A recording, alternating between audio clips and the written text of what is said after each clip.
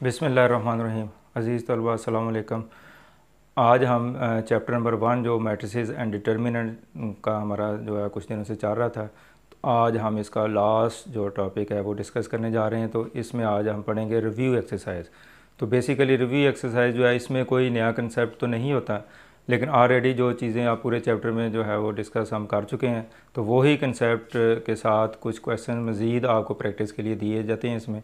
तो यहाँ पे कोई हमने नया टॉपिक या नया जो कंसेप्ट है वो नहीं पढ़ना। तो जितने भी क्वेश्चंस है उसमें सारे का सारा जो प्रीवियस आपका नॉलेज है उसी की मदद से हम इनको सॉल्व करेंगे। तो यहाँ पे मैंने चूँकि बड़ी डिटेल से ये टॉपिक आपको मैं पढ़ा चुका हूँ, तो अब मज़ीद जो हम क्वेश्चन आज करेंगे तो वो डिटेल में तो मैं नहीं जाऊँगा, उसको मैं सॉल्व नहीं करूँगा, लेकिन आपको थोड़ी सी मैं गाइडलाइन और डायरेक्शन ज़रूर दे दूँगा कि इन क्वेश्चन को आपने कैसे सॉल्व करना है। और इस तरह के क्वेश्चन आप ऑलरेडी जो है वो एक्सरसाइजेज़ में कौन कौन से क्वेश्चन इस तरह के पहले कर चुके हैं। तो आप इन क्वेश्चन का मैं आज बेसिकली लिंक जोड़ूँगा उन तमाम एक्सरसाइज के साथ जहाँ पर आप ऑलरेडी इनके बारे में ये चीज़ें पढ़ चुके हैं, और थोड़ा सा आपको वर्बली एक मैं ओवरव्यू भी दूंगा कि ये क्वेश्चन जो है वो इस तरह सॉल्व करना है। तो अगर आपने मेरे तमाम लेक्चर जो है पिछले सुने हैं तो उनको अंडरस्टैंड किया है और आपने वो प्रैक्टिस भी की है, तो यकीनन आज की जो डायरेक्शन है वो आपको हेल्प करेगी कि आप खुद से इन क्वेश्चन को जो है वो ट्राई आउट करें। और इंशाल्लाह मेरा दावा है कि आपने अगर वो सारे लेक्चर मेरे सुने हैं तो यकीनन आप बड़े अच्छे तरीके से इनको जो है वो कर लेंगे। उसके बावजूद भी मैं इन क्वेश्चन का एक ओवरव्यू आपको देता हूँ, तो उसके मुताबिक जो है आप इनकी प्रैक्टिस करें। तो बेसिकली इस चैप्टर में हमने जो इक्वल मैट्रिसेस यानी इसके प्रीवियस नॉलेज के लिहाज से अगर बात की जाए तो इक्वल मैट्रिसेस हमने इसको डिस्कस किया था, तो उसका कंसेप्ट यहाँ पे यूज़ होना है। उसके अलावा किसी भी मैट्रिक्स को किसी स्केलर नंबर से मल्टीप्लाई कैसे किया जा सकता है, किसी रियल नंबर से मल्टीप्लाई कैसे किया जा सकता है, ये भी हमने स्टडी किया था। फिर एडिशन और सब्ट्रैक्शन जो है उसको हमने पढ़ा था कि उसके लिए कंडीशन क्या है और उसका प्रोसेस क्या है। उसके अलावा मल्टीप्लिकेशन जो है उसको हमने डिस्कस किया था कि कौन से मैट्रिक्स जो है वो एक दूसरे के साथ मल्टीप्लाई हो सकते हैं, अगर हो सकते हैं तो उसका प्रोसीजर क्या अडॉप्ट करना पड़ेगा। ये चीज़ें इसमें नज़र आ रही हैं। मैं क्वेश्चन को थोड़ा सा देख के आपको वो चीज़ें जो इसमें यूज़ होनी है उनका एक आइडिया दे रहा हूँ। तो मज़ीद जो है कम्यूटेटिव लॉ आपने पीछे पढ़ा था कि ए बी और बी ए इक्वल होता है। इन जनरल आमतौर पर ये नहीं होता, लेकिन कुछ स्पेसिफिक कंडीशन के तहत होता भी है। तो उसकी स्पेसिफिक एक मैंने वीडियो भी बनाई थी, बड़ी इंटरेस्टिंग थी कि उसमें मुख्तलिफ फैक्ट्स आपको बताए थे कि कम्यूटेटिव लॉ किन किन सूरतों में जो है वो होल्ड करता है। तो वो वीडियो भी आप देख सकते हैं। इसके अलावा ट्रांसपोज को हमने डिस्कस किया था, तो वो भी हम इसमें यूज़ होगी आज। इसके अलावा इन्वर्स फाइंड किया था हमने, तो इन्वर्स फाइंड के लिए आपको डिटर्मिनेंट भी फाइंड करना पड़ा था और जॉइंट जो है वो भी निकालना पड़ा था। तो ये जितनी चीज़ों को मैंने डिस्कस किया है तो ये सारी के सारे वो कंसेप्ट है जो ऑलरेडी हम बड़ी डिटेल से जो है वो पढ़ चुके हैं। तो अगर आपको इन कंसेप्ट के बारे में कहीं पे भी डाउट है तो इसका एक ही सोल्यूशन है कि वो वीडियो जो पहले से आपको मैं मतलब डिस्कस कर चुका हूँ उन वीडियो को आप दोबारा देख लें, तो इंशाल्लाह आपके वो सारे कंसेप्ट जो है वो रिफ़्रेश हो जाएंगे और ये क्वेश्चन जो है वो आप इजीली जो है वो कर लेंगे। मज़ीद आपकी आसानी के लिए जितने भी कंसेप्ट इसमें यूज़ हो रहे हैं तो उनकी जो प्रीवियस लेक्चर्स है, जो वीडियोज़ है, उसका लिंक जो है वो डिस्क्रिप्शन में दे दिया जाएगा, तो आप उनको देखें। और मज़ीद अगर आपका नॉलेज जो है वो रिफ़्रेश नहीं है, कोई डाउट है, तो आप वीडियो देख के उसको अपडेट कर सकते हैं। और उसके बाद जब आप ये क्वेश्चन करने बैठेंगे तो यकीनन आपको कोई ये भी एस्पेक्ट जो है वो नया नज़र नहीं आएगा। तो रिव्यू एक्सरसाइज जो है इसमें पहले 2 क्वेश्चन जो है वो ऑब्जेक्टिव है, MCQs और फिल इन द ब्लैंक्स। तो इंशाल्लाह बहुत जल्द जो है वो MCQs के हवाले से भी मैं जो है वो वीडियो अपलोड करूँगा। तो लेकिन अभी हम फ़िलहाल जो क्वेश्चन है उसको डिस्कस करें। तो क्वेश्चन नंबर 3 जो है रिव्यू एक्सरसाइज 9th क्लास का जो है, तो इसमें ये क्वेश्चन जो है वो एक दिया हुआ है। तो ये दोनों इक्वल मैट्रिसेस दिए हुए हैं, तो then find A and B. अब इसमें जो ए और बी है अननोन, एक यहाँ पे यूज़ हुआ है, एक यहाँ पे यूज़ हुआ है, तो इसकी हमने वैल्यू फाइंड करनी है। अगर आपको याद हो तो मैंने आपकी सहूलत के लिए रेफरेंस दे दिया है कि कहाँ पे आप इस तरह के क्वेश्चन पहले पढ़ चुके हैं। तो एक्सरसाइज 1.1 इसमें क्वेश्चन नंबर 3 इस टाइप के क्वेश्चन आप ऑलरेडी जो है वो डिस्कस कर चुके हैं, तो वो क्वेश्चन भी आप दोबारा देख लें और फिर उसके बाद इसको अगर करेंगे तो यकीनन आपके लिए कोई मुश्किल पेश नहीं आएगी। लेकिन थोड़ा सा आपको मैं यहाँ पे डायरेक्शन दे देता हूँ। चूँकि ये इक्वल मैट्रिक्स है, तो इक्वल मैट्रिक्स की जो डेफिनेशन है कि दो मैट्रिक्स इक्वल कब होते हैं, जब उनके ऑर्डर सेम हो, जो ऑर्डर तो सेम है वो नज़र आ रहे हैं, दूसरा उसके कॉरस्पॉन्डिंग एलिमेंट जो है वो सेम हो, तो फिर उसको इक्वल मैट्रिक्स कहते हैं। तो यहाँ पे ऑलरेडी इक्वल का साइन दिया हुआ है, इसका मतलब ये इक्वल मैट्रिसेस हैं जो आपको गिवन है, तो इस इट मीन्स कि इसके कॉरस्पॉन्डिंग एलिमेंट जो है वो सेम होंगे। तो अब आपने इसके कॉरस्पॉन्डिंग एलिमेंट को सेम लेके इक्वेशन बना लेनी है, यानी इसके कॉरस्पॉन्डिंग एलिमेंट ये है, तो a+3 = -3। तो इसमें से a की वैल्यू, बल्कि ये क्वेश्चन तो समझ हो ही गया, 3 उधर जाके -3 हो जाएगा, तो a की वैल्यू जो है वो -6 आ जाएगी। तो अब डायरेक्शन देते देते मैंने आपको ये सॉल्व ही कर दिया है। इसी तरह जो दूसरी 4 के इक्वल है, इसको कॉरस्पॉन्डिंग एलिमेंट यहाँ पे लिखना ज़रूरी नहीं है, ये 6 के इक्वल है, ये आपने वो एलिमेंट्स इसमें शो करने हैं जिनमें कोई अननोन आ रहा है, तो उन्हीं को आप कॉरस्पॉन्डिंग एलिमेंट को इक्वल करके अपना रिज़ल्ट निकाल दें। b-b1 जो है वो 2 के इक्वल आएगा, तो b की वैल्यू क्या आ जाएगी, 2 + 1, तो b की वैल्यू 3 आ जाएगी।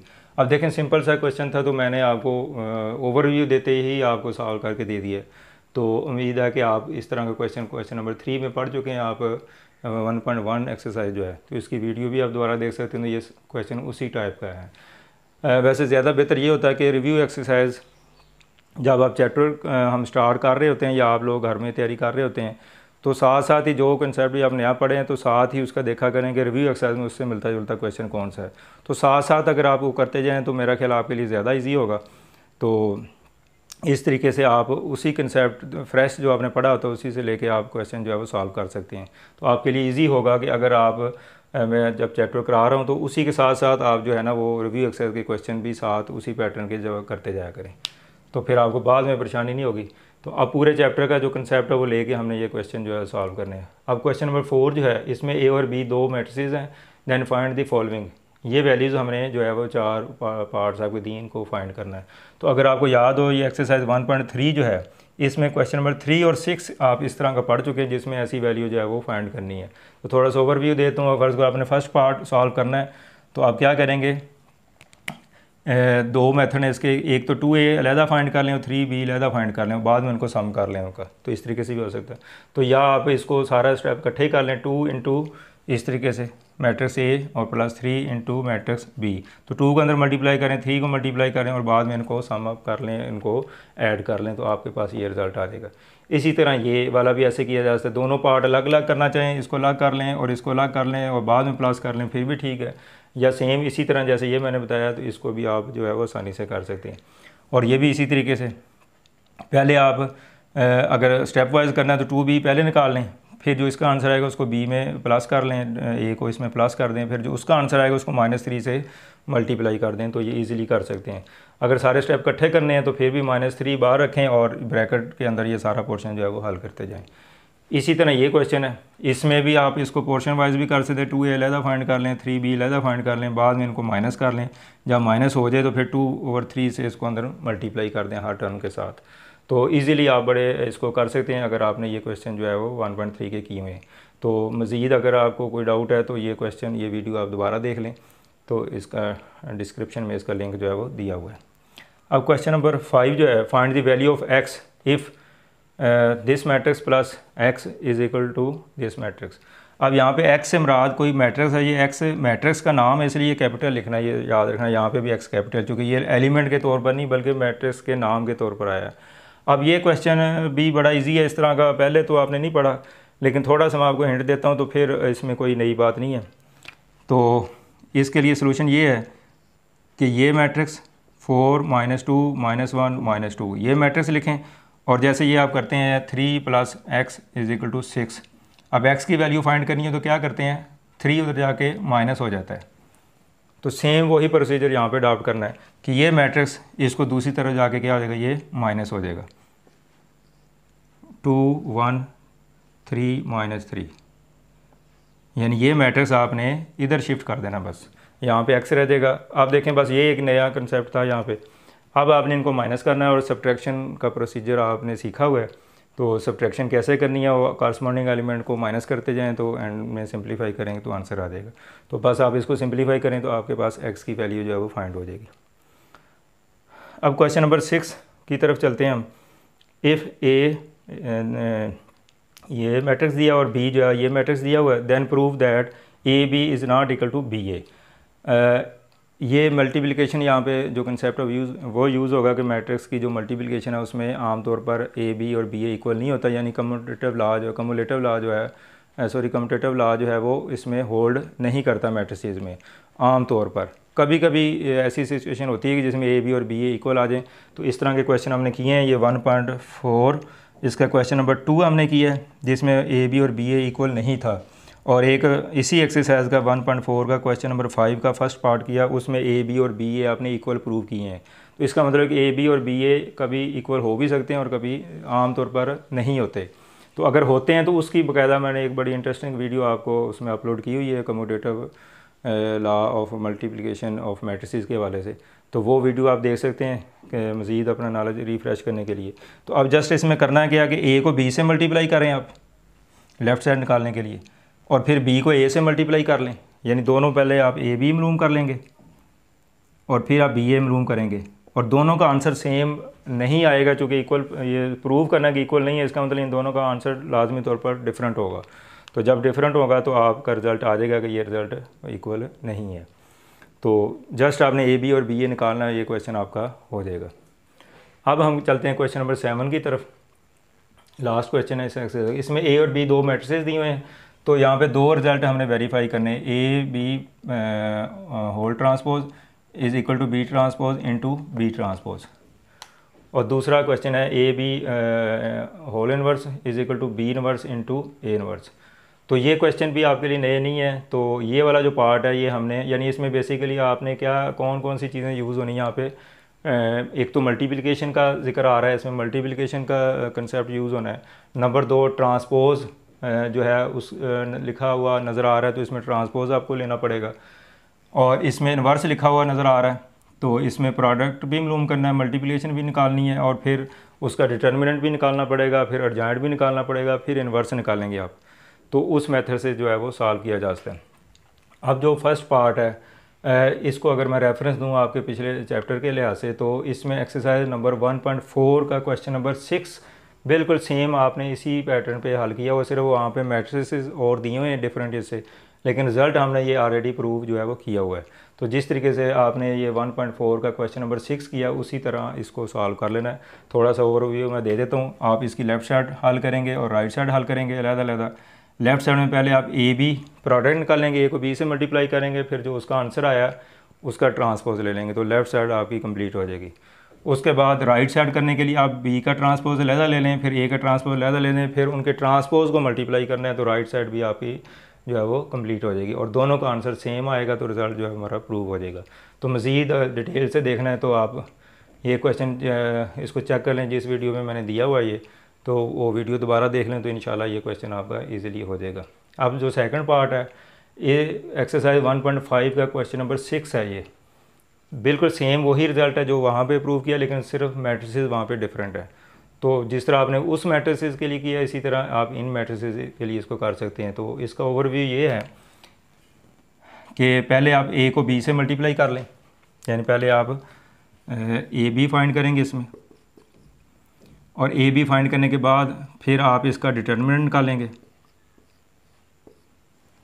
फिर इसके सिंगुलर और नॉन सिंगुलर का उसमें डिसाइड करेंगे आप, और यकीनन ये रिज़ल्ट प्रूव करना है तो ये नॉन सिंगुलर मैट्रिक्स ही निकलेगा। उसके बाद आपने क्या करना होगा, इसका डिटर्मिनेंट निकालने के बाद इसका एडजॉइंट निकालना पड़ेगा आपको, एडजॉइंट ऑफ ए बी। तो ए बी का एडजॉइंट निकालेंगे और उसके बाद ए इनवर्स निकालेंगे, ए बी इनवर्स, और इसका फार्मूला क्या होगा 1/ए B determinant of A B into adjoint A B. तो ये मैंने आपको लेफ़्ट साइड जो है ना इसको फ़्लो चार्ट आपको दे दिया है कि आपने लेफ़्ट साइड किस तरह हल करनी है। पहले ए और बी का प्रोडक्ट निकाल लेना है, फिर उसका डिटर्मिनेंट निकाल लेना है, और यकीनन नॉन सिंगुलर मैट्रिक्स आएगा, फिर उसका ए बी का एडजॉइंट निकाल लेना है, और फिर इन्वर्स निकालने के लिए ये फार्मूला अप्लाई करना है, तो लेफ़्ट साइड आपकी जो है वो आ जाएगी। इसी तरह राइट साइड अगर आपने जब करनी है तो फिर पहले ए इनवर्स फाइंड करेंगे, और ए इनवर्स फाइंड करने के लिए वही प्रोसीजर जो इन्वर्स निकालने के लिए होता है कि आपको डिटर्मिनेंट निकालना पड़ेगा, फिर उसका एडजॉइंट ऑफ ए निकालेंगे, और फिर ए इनवर्स निकालने के लिए ये फार्मूला जो है वो अप्लाई कर देंगे। तो ये आपकी राइट साइड का ये वाला पोर्शन जो है उसकी वैल्यू जो है वो निकल आएगी। इसी तरह बी इनवर्स निकालना है तो सेम उसी पैटर्न पे आप ए की बजाय सारा कुछ ये बी मैट्रिसेस के लिए भी कर लेंगे। तो जब बी इनवर्स भी निकल आएगा, ए इनवर्स भी निकल आएगा, तो फिर आपने दोनों को क्या करना है, एंड में जो है वो बी इनवर्स और ए इनवर्स इसको मल्टीप्लाई कर देना है। तो सेम रिज़ल्ट जो इसका आया वही रिज़ल्ट इसका आएगा, तो ये ऑटोमेटिकली जो है वो प्रूव हो जाएगा। मज़ीद डिटेल से आपने देखना है तो ये एक्सरसाइज 1.5 का क्वेश्चन नंबर 6 जो है इसको आप करेंगे। इसकी वीडियो वो देख लें पिछला लेक्चर, तो इंशाल्लाह आपको बड़ी आसानी से जो है ये क्वेश्चन आपका हो जाएगा। अभी आपने देखा कि क्या मैंने एक ओवरव्यू दिया कि जितने भी क्वेश्चन रिव्यू एक्सरसाइज में दिए हैं इसमें कोई ऐसा प्रॉब्लम नहीं है। अगर आपके बेसिक कंसेप्ट क्लियर हैं जो चैप्टर के स्टार्ट में हमने पढ़े हैं तो यकीनन ये कोई आपके लिए नई चीज़ नहीं होगी, आप बड़ी आसानी से इसको कर सकते हैं। लेकिन अगर प्रीवियस जो कंसेप्ट है वो क्लियर नहीं है तो यकीनन फिर यहाँ पे आपको प्रॉब्लम पेश आएगा। तो अगर है प्रॉब्लम तो फिर वो पिछले लेक्चर आप दोबारा सुन सकते हैं ताकि ये एक्सरसाइज आपकी हो सके। तो अब लास्ट पे मैं यही कहूँगा कि अब ये चैप्टर हमारा फर्स्ट चैप्टर जो है वो एंड हुआ है। तो उम्मीद है कि जो स्टूडेंट मेरे साथ स्टार्ट से इस चैप्टर को कर रहे थे तो यकीनन वो स्टेप वाइज एक चल रहे थे, उन्होंने गैप नहीं आने दिया, डेली बेसिस पे वो मेरे लेक्चर भी देखते रहे, प्रैक्टिस भी करते रहे।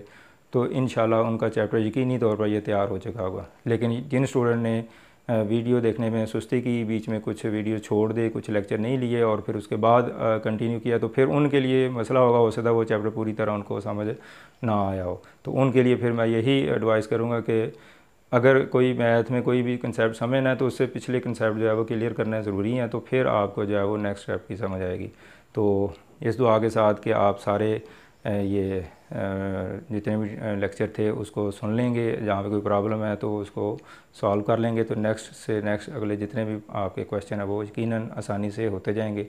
तो अब ये चैप्टर आपका इंशाल्लाह तैयार है जिन बच्चों ने मेरे साथ काम किया है।